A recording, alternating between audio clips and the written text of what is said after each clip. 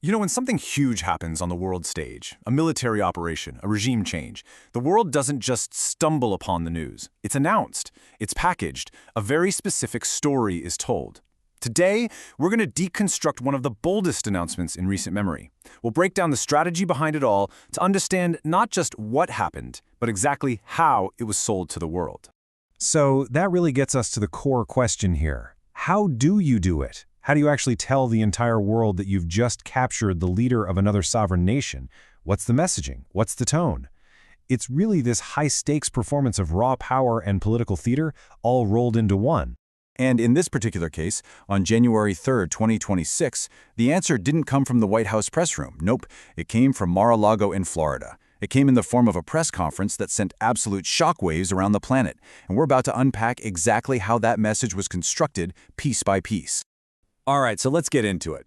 The press conference kicked off with an absolute bang. I mean, there was no slow build-up, no easing into the topic. The first part of this whole announcement was designed to scream one thing: overwhelming and flawless military success. President Trump steps up to the podium and just drops this bombshell right out of the gate. The United States military has taken control of Venezuela. There's no room for interpretation there, right? This wasn't a limited strike or a special operation. This was a declaration of total control, right in the very first sentence. And to prove they weren't messing around, they started talking numbers.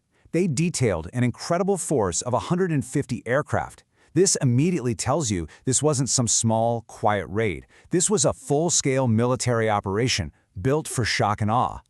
So how'd they pull it off? Well, it was this massive, coordinated effort. You had air power, the U.S. Navy, and the real tip of the spear, elite Delta Force operators leading the actual attack on Nicolás Maduro's compound. The briefing made it crystal clear that Venezuelan air defenses were totally neutralized. And then, the key takeaway, the point they hammered home: 0 U.S. casualties. And this quote from President Trump, it just perfectly captures the story they wanted to tell. It was like watching a television show. What does that really mean? It implies it was so clean, so perfectly executed, that it didn't even feel real. It felt scripted. That's the level of confidence they were projecting. Okay, so after laying out the how, the press conference quickly moved to the who. And yep, they confirmed it. Both Nicolás Maduro and his wife, Celia Flores, were captured. And their status? They were already out of the country, on board the USS Iwo Jima, and on their way to New York to face a whole list of federal charges. The message here is clear. This isn't just about politics. It's a law enforcement action. And look, if you thought Trump's tone was triumphant, his defense secretary, Pete Hegseth, took it to a whole other level. This quote is just so raw and aggressive. It's not diplomatic language, right? It's a street-level warning. It frames Maduro less like a political adversary and more like a criminal who finally got what was coming to him. Okay, so the military side is covered. The capture is confirmed. The press conference then pivots. The big question hanging in the air is, what happens now? And the administration came ready with a plan for Venezuela's future that was, honestly, just as shocking as the raid itself. And this was the next huge reveal. The United States would, in the president's own words, run the country for a temporary period. That's just an incredible assertion of control, moving way beyond a military intervention and into the territory of direct governance. And you have to pay attention to the language they used here, because it was very, very deliberate. They insisted this was not an occupation, a word that just carries so much negative baggage. Instead, they framed the entire thing as a liberation. It's a word choice that's all about freeing a people, not conquering a nation.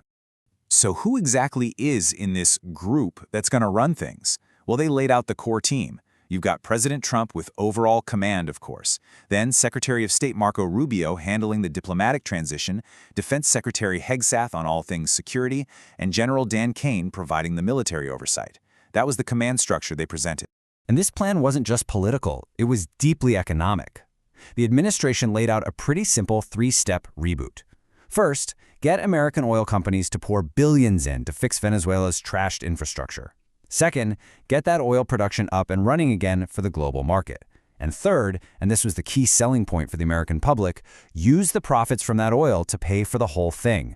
A self-funding transition costing U.S. taxpayers nothing.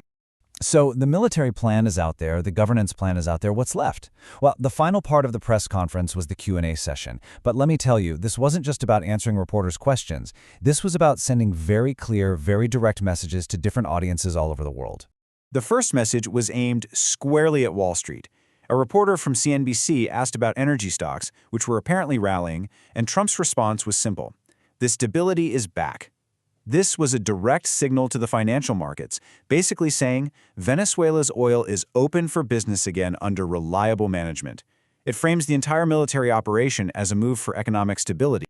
Next up, a message for the other global superpowers. What about Russia and China? They both had huge interests in Venezuela. You'd think that would be a flashpoint, right? But the administration's message was surprisingly calm. They said they didn't foresee any problems, and even explicitly promised that Beijing would keep getting its oil. This was all about trying to head off a bigger geopolitical fight. But that calm, reassuring tone? Yeah, it did not extend to the neighborhood. The message for Colombia's president, Gustavo Petro, was the polar opposite. It was a blunt, personal, and seriously undiplomatic warning. A clear sign that any neighboring leaders they saw as hostile were now on notice. And finally, this was the big, overarching message to anyone and everyone else watching. This quote served as the ultimate warning shot. The administration basically said, what you just saw was just a taste. We're ready and willing to do it again, but much bigger, if anyone tests us. It was a classic projection of overwhelming force. So the press conference is winding down. The messages have been sent. The victory has been declared. But just as President Trump started to walk away from the podium, there was one last, really dramatic moment. A reporter just shouts out over the noise. Did Maduro cry? Did Maduro scream? It's such a raw human question. You know, it cuts right through all the geopolitics and military talk. And the response? There was none. Just silence. President Trump turned and left without a word. And that was a choice. To leave the personal, human details of his enemy's capture completely to the imagination. It ended a press conference about total control with this moment of calculated mystery. What does that silence tell you? Well, that's the question we're all left with.